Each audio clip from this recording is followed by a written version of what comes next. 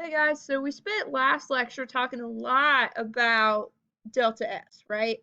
And from a qualitative perspective, but I told you that we would pick up the next lecture talking about it from a math perspective. Okay, so now we're going to look at the change in entropy for the system in a quantitative way. Okay, now on a macroscopic scale, how we can actually measure this is it's equal to the heat that would be transferred if the process was reversible. Remember, Q is the symbol for heat, divided by the temperature at which this heat was delivered. Now, we are only going to look at isothermal processes. What does that mean? Same heat, same temperature, meaning this is never going to be a delta T. If it was a delta T, this would be a junior level PChem class and or a graduate level PChem class, okay? A lot harder. Okay, so we're only going to look for isothermal processes. So think about processes in which the temperature is the same. First thing that comes to my mind is phase changes, right? Anytime there's a phase change, the temperature stays the same. There is heat delivered, but the heat delivered is being used to break attractions, right? But the temperature isn't changing. So any sort of phase change is going to be an isothermal process. All right.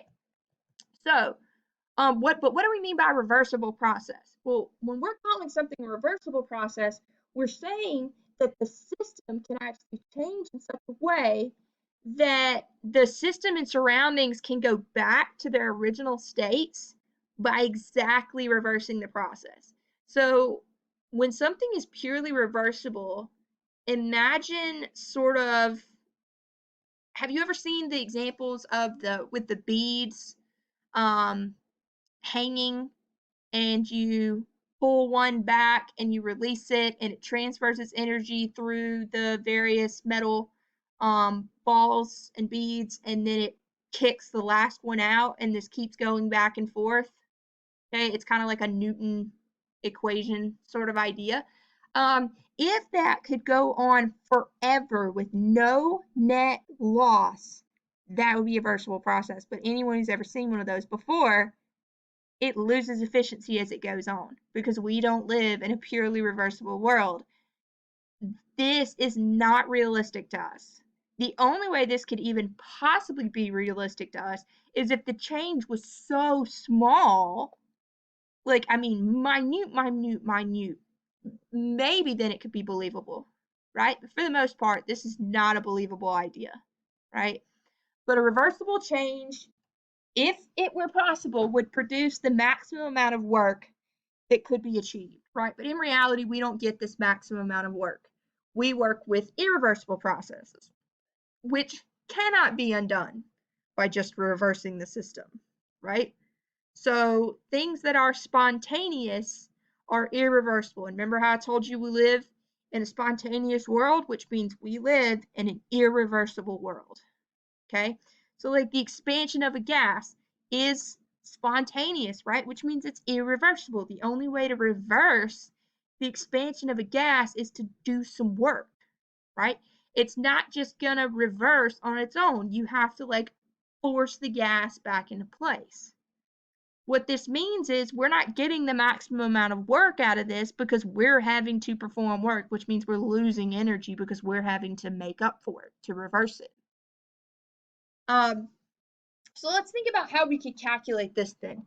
So melting and vaporization, right? These are isothermal processes. So let's think about the melting of ice, right?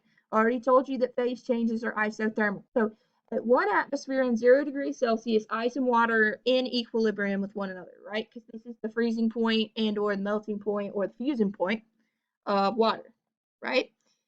And we can calculate this using Q is equal. That's not supposed to be a negative Q. Let me be clear. That is a dash. That is not a negative.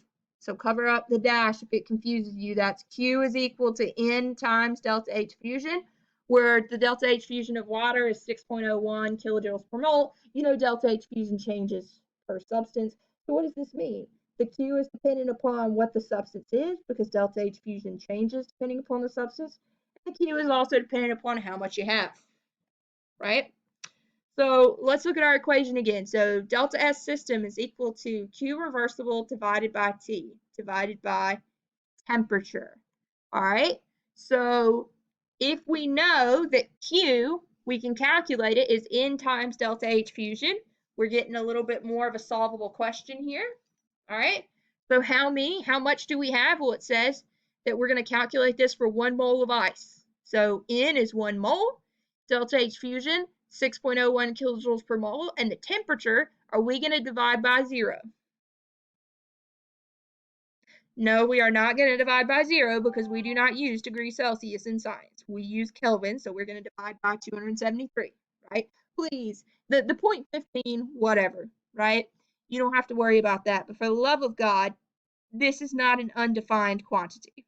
Okay, do not divide by 0. All right? So basically you're taking, and also notice what I've done to delta H.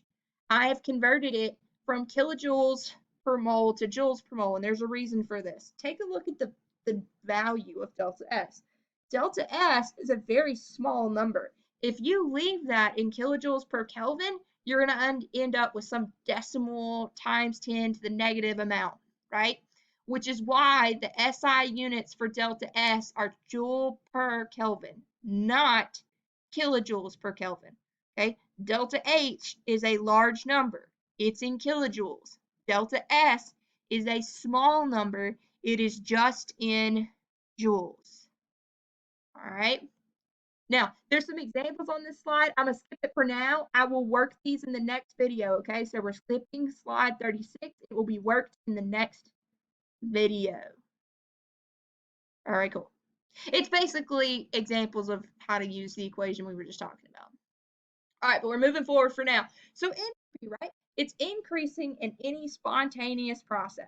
Okay, entropy is not conserved, unlike energy, which is conserved. Okay, but what this means then is things aren't canceling out. Think of internal energy. Internal energy is conserved, which means the energy lost is exactly equal to the energy gained, which means you only have to look at one perspective, right? Because the other perspective is going to be the same exact number, but opposite in sign. But if they're not conserved, then they aren't opposite in numbers, which means you have to look at both perspectives, okay? And if you have to look at both perspectives, then we got to figure out a way to calculate delta S surroundings, right? So the entropy change of the universe is going to be the sum of the entropy change for the system and the sum of the entropy change for the surroundings. Now they should be opposite in sign, but they're not going to be the same numbers. They're not going to numerically equal 0. The only way that delta S system and delta S surrounding would equal 0 is if this was a purely reversible process. But as I have said before, we do not live in a reversible world, so they are not going to be equal to each other, but opposite in sign. Delta S universe is not going to be 0, okay, because we don't live in a purely reversible world, okay? So how they're not going to be equal to 0 is because the system and the surroundings are usually at different temperatures, okay? And that's why we don't end up getting the same number, because the Q part should be the same, right? The Q's have to be the same. One's going to be positive, one's going to be negative, and they're going to be the same number. But because they occur at different temperatures, the delta S's aren't going to be the same. So let's prove this. All right, so you saw how we calculated delta S for the system, right? Q reversible divided by temperature. Now, I've already mentioned it. First law of thermo, energy is conserved, which means the Q for delta S surroundings is going to be the same exact number, but opposite in sign, right? Because the heat gained by the system is exactly equal to the heat lost by the surroundings.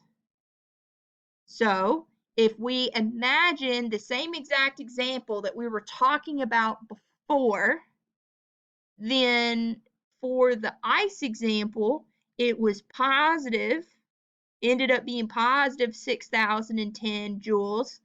Now it's going to end up being negative 6,010 joules, right? Why negative? Because we're talking about the surroundings. The first law of thermo says Q equals Q, but opposite in sign. So if the system is positive 6,010 joule per mole, then the surroundings has to be negative 6,010 joule per mole. This right here is an example of the first law of thermo. But if the ice is in our hand, the system is the ice, which is at 0 degrees Celsius, so 273.15 Kelvin. But our hand is the surroundings. We're the ones losing the heat. We're not at 0 degrees Celsius. If you are, go to the hospital because it doesn't make sense. Also, I don't understand how you're alive, okay? 37 degrees Celsius is body temperature. Converting that into Kelvin, 310.15 Kelvin, okay? So yes, delta S system is positive and delta S surrounding is negative, but notice they do not add together to equal 0. Why do they not add together to equal 0? Because they're at different temperatures. Q is conserved, which means the first law of thermo stands, but different temperatures means that delta S is not conserved, which means the second law of thermo stands. Okay, so how would we figure out delta S universe? You would just add the two numbers together. It's as simple as that. So the change in entropy of the universe is positive, and it should be, right? Second law of thermo. The entropy of the universe is increasing because we live in a spontaneous world. All right. Now, this is what I was mentioning before. If we lived in a reversible world, then it would be 0.